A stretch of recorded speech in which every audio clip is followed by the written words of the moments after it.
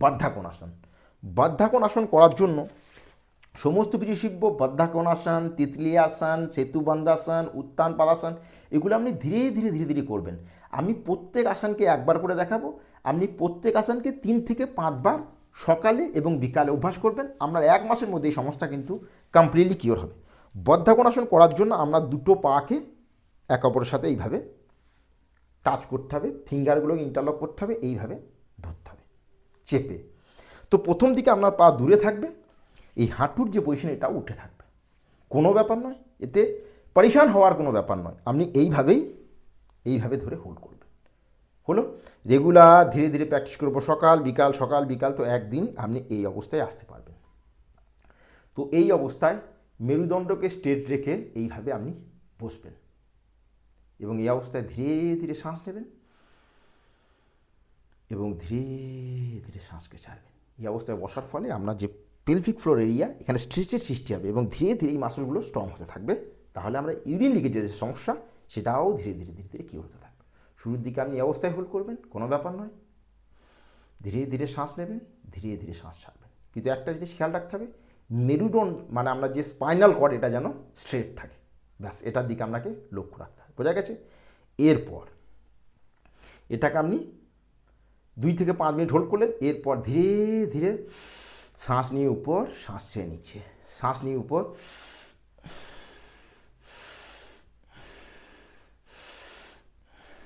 15 Times, 30 Times, ধীরে ধীরে 50 Times এইভাবে আপনি বাড়াতে থাকবেন। প্রথম থেকে 15 বার দিয়ে শুরু করবেন, তারপর 30 বার, তারপর 50 বার, এইভাবে। বোঝা গেছে? এবং আপনাকে একটা জিনিস খেয়াল রাখতে হবে, এইভাবে নয়, এটা করে শুধু আপনার যে হিপ জয়েন্ট এটা ফ্লেক্সিবল হতে পারে, আপনার অ্যাঙ্কেল জয়েন্ট ফ্লেক্সিবল হতে পারে, কিন্তু আপনার পেলভিক ফ্লোরকে স্ট্রং করতে হলে আপনার কিন্তু এইভাবে ফুল বাটারফ্লাই পোজ বা তিতলি আসন আপনাকে ফুলভাবে করতে হবে।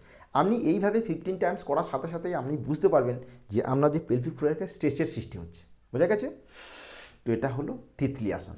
এরপর আপনাকে যেটা করতে হবে সেটা হচ্ছে সেতুবন্ধাসন বা ব্রিজ পোজ।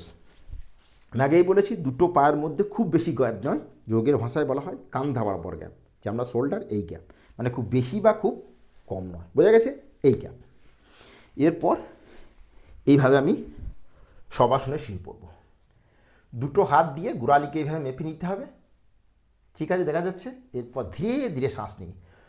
শুরুর দিকে আপনি জলদিবাজি বা তাড়াহুড়ো করে পুরো ওঠার চেষ্টা করার দরকার নেই, ধীরে ধীরে আপনি যতটা পারবেন আপনার যে কোমরের এরিয়া এটাকে ধীরে ধীরে স্ট্রেচ করবেন। যদি এই অবস্থায় আসা সম্ভব হয় তো এই অবস্থায় আসবেন। এই অবস্থায় ধীরে ধীরে রেগুলার 1 মাস 2 মাস প্র্যাকটিস করার পর আপনি এখানে হোল্ড করবেন। ক্লিয়ার? এখানে ধীরে ধীরে শ্বাস নেবেন, ধীরে ধীরে শ্বাসকে ত্যাগ করবেন। প্রত্যেকবার চেষ্টা করবেন 15 সেকেন্ড থেকে 30 সেকেন্ড পর্যন্ত হোল্ড করতে।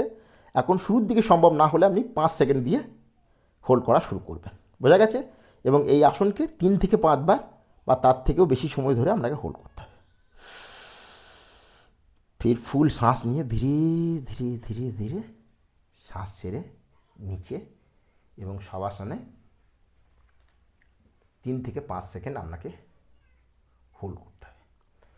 এরপর আপনাকে করতে হবে উত্তান পাদাসন। খুবই ইম্পর্টেন্ট আসন আপনার পেলভিক ফ্লোরকে স্ট্রং করার জন্য।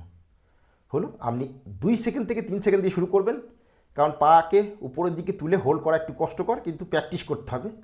শরীর থেকে যদি রোগকে কমপ্লিটলি কিওর করতে হয়। তো শ্বাস নিয়ে ধীরে ধীরে পাকে তুলব এবং এখানে শ্বাস নিতে নিতে হোল্ড করব। এখন এই অবস্থায় ধীরে ধীরে শ্বাস নেব এবং ধীরে ধীরে শ্বাসকে ত্যাগ করব। 10 সেকেন্ড 15 সেকেন্ড হোল্ড করতে হবে। শুরুর দিকে আপনি 3 সেকেন্ড হোল্ড করবেন।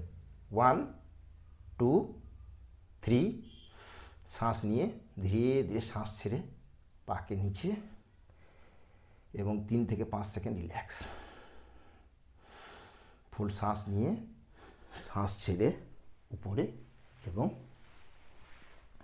রিল্যাক্স। তো এই যোগাসনগুলো আপনাকে রেগুলার প্র্যাকটিস করতে হবে। আজ এইটুকুই। Thank you, take care, good bye, stay healthy. নমস্কার, থ্যাংক ইউ।